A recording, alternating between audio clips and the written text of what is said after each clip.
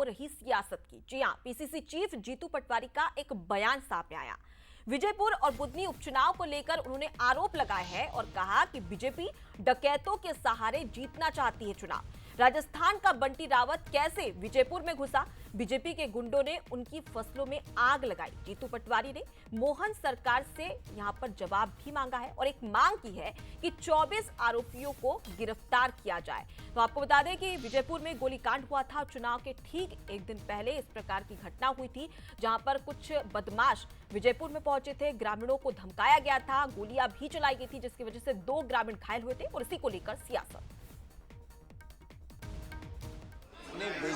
विजयपुर में जिस तरीके से चुनाव के पहले, चुनाव के दौरान, चुनाव के बाद प्रशासन का दुरुपयोग किया गया, इसकी हम शिकायतें करते रहे, सर्वविदित है। बीजेपी और सरकार, प्रशासन और निर्वाचन आयोग मौन रहा, इसकी हम निंदा करते हैं।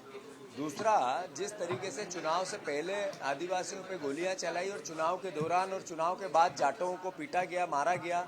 अब आज रात की घटना, बाबा साहब अम्बेडकर की मूर्ति को तोड़ दिया, उनकी फसलें जला दी। आखिर ये सरकार चल रही है, सर्कस चल रहा है। चलिए अब इसी खबर पर जल्द जानकारी ले लेते हैं। हमारे साथ में संवाददाता सूरज जुड़ चुके हैं। सूरज, चुनाव भले ही हो चुका है, लेकिन अब बयानबाजी का दौर शुरू हो चुका है। जीतू पटवारी का एक बयान जिसमें उन्होंने कहा कि बीजेपी अब बदमाशों और गुंडों के जरिए उपचुनाव जीतना चाहती है।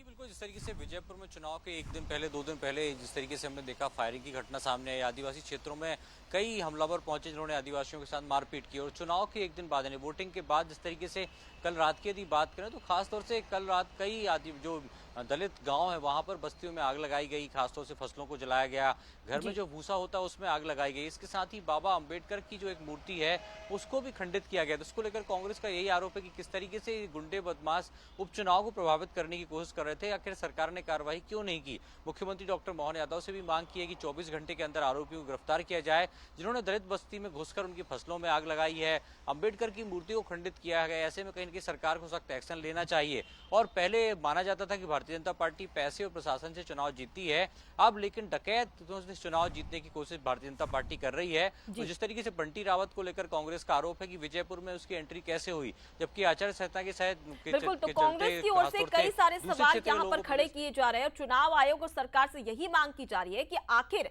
इन आरोपियों पर, इन बदमाशों पर शिकंजा क्यों नहीं कसा जा रहा है। फिलहाल के लिए बहुत शुक्रिया सूरज, तमाम जानकारी हम तक पहुंचाने के लिए।